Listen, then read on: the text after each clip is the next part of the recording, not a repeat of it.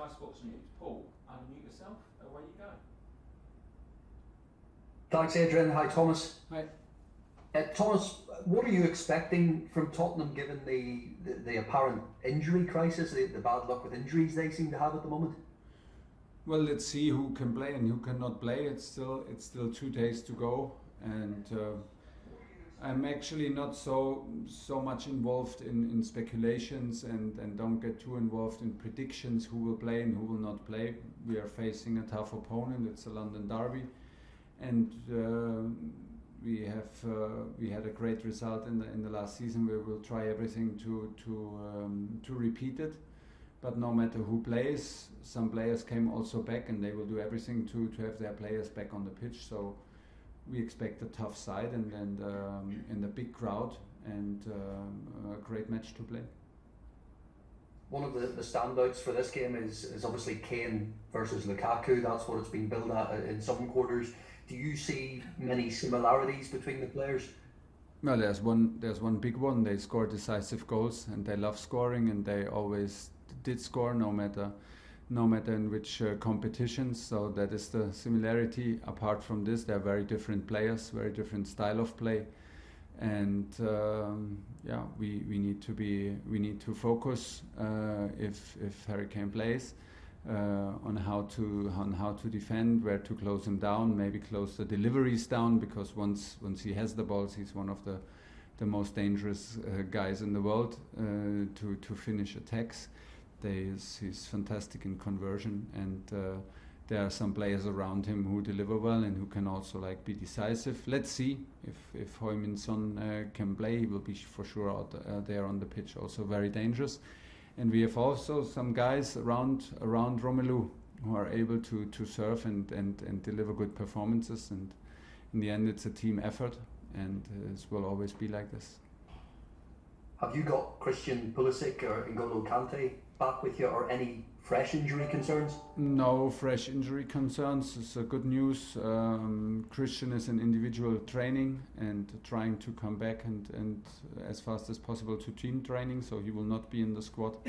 And N'Golo is back and back in full shape and ready to play. It's been a tough week for Rhys James. He posted that footage on his social media account. Yeah. So what have you said to him? Well, it was pretty shocking to all of us, and to hear the news and then to see the footage. There's not much to say. I think that it's a given that we support him. The club is very supportive, and we are supportive emotionally, and in the end we are here to sometimes it helps to focus on something else, to that not everybody tries to help you and wants to talk with you about it and again and again and again. Sometimes it helps to keep the focus on the game and on training and on what to do to have the best distraction. But it's clear that everybody here supports him, and that's it. Last one, please, Paul. Antonio Rudiger has been excellent for you, along with many players this season and over the course of the end of last season as well. What's the state of play with his contract? Is there anything you can say? Are you confident that he will extend? No, I hope that they find the solutions, but it's not only between these things, as you know, it's not only between coaches and players and what we wish for. And that's why it's between in the moment it's between the club and the players and the agent. So we hope that they find a solution, and everything I can say that like you said, he plays excellent since a long time, very consistent on a very high level. I feel him very calm, very focused, and obviously not a distraction for him. So everything is in place, and give the things the time they need. Sometimes needs a bit longer. Sometimes things get very fast. But there's nothing new, no news from my side. And I think that Tony feels very, very good at Chelsea. He feels the respect from his teammates, and he feels the importance that he has in the team and in the squad. Well deserved, because he delivers. He feels the love from the supporters when he plays. He's in the strongest league in Europe in a big club. So not many reasons to change that, but in the end it's like I said, between him and the club, and it's in good hands. I am calm and relaxed. Whatever has to happen will happen. John Southwood, 5 Live. Hello Thomas, how are you? Hi, I'm good. You've won the last 2 games, but is it fair to say that as a team you have to bring your best in the 2 games? And if so, why is that? Yeah, but it's I think it's pretty normal. I did not expect us to be at our top level in early September, and not after this particular pre-season. After a long Corona period, after this particular pre-season, and after national break, I did absolutely not expect the very best game from us as a team. So for me, in the moment, is more important that we are competitive, that we show a certain mentality, and that we play relentless, and we have belief to overcome difficult minutes and games and periods within games. We have to admit that Aston Villa and Zenit played on their top level. So this is also what we have to accept and respect, that the opponents are strong and competitions are hard. It's a good thing that we are able to win. It's tough in the moment to win for us. Things are not easy, but it's nothing to worry. We have things to improve in the rhythm of the game, in the understanding of the rhythm, in the accelerations, in the counter pressing after ball loses. So there is stuff to improve. Today we had a fantastic training session and used the time together to prepare this and to focus on these things. It's a good thing when you are able to win, and not by pure luck, but when you are able to compete, when you fight through hard matches, when you can win important matches, and still everybody is aware that we can and have to improve. And this is where we are right now, and we have still a long way. The season has just started yet, and it's not a surprise that the engine is not running like as smooth like maybe in the end of last season. It takes its time, but I feel us very competitive on a high level. And given the attacking options that you have, how big a challenge is it for you to try and get that balance right around Lukaku? I don't feel it like as a too hard challenge, because things get better and better, and there's also a reason we have now Romelu in. He's a key player, he's the reference up front. So we lost some players in the group, and everybody brings a different energy and a different setting. If we lose an important player, we don't lose only the player, we lose also the personality. Somebody loses maybe a friend next to him in the dressing room, and these things need a bit of time to readjust and to settle down and to be calm. Now we took, for example, the decision to have Malang Sarr, Ruben Loftus-Cheek and Ross Barkley in our squad. So these things take time. They were in an insecure place. Now they know what's going on. Everybody knows now what the squad is. Whom do we rely on? And from there on, the things will get hopefully easier and easier. And it's by pure repetition, being focused, and being aware that we have to improve stuff. We will improve, because we will have time together, and we use the time. This is the most important. And when is it happening? Here in Cobham, every single day, and this is what we're up to, and that's why I'm very positive. You mentioned Tottenham a moment ago, but you have to say it does look quite a good time to play them. They obviously played in Europe last night. They've got plenty of new injuries. They've got a new manager who's obviously trying to bring his ideas in as well. It's always a good time to play Tottenham, because it's a big match and big rivalry. So it's one of the matches that you want to play. So it's always a good time. I don't think in these kind of patterns if it's a good time because of manager in, manager out, players in. You never know. You never know the effect out of it. So they have a new manager that brings new energy. They had a fantastic start with a win at home against Man City. They created an atmosphere in the stadium that they were able to beat Man City and they played relentless and hardworking, and this is what they did. So we expect him to do the same against us, and that's why we expect a tough opponent. But it's an exciting match here in London, and we're happy to be part of it. I find us competitive. I trust in us, and I think that we need to be on our top level to have a chance to win the game, because that's what we're up to. Moose Talksport. Hi Thomas, how are you? I'm good, thanks. You said there that obviously you're not playing, the engine isn't quite running properly yet because it's the first part of the season.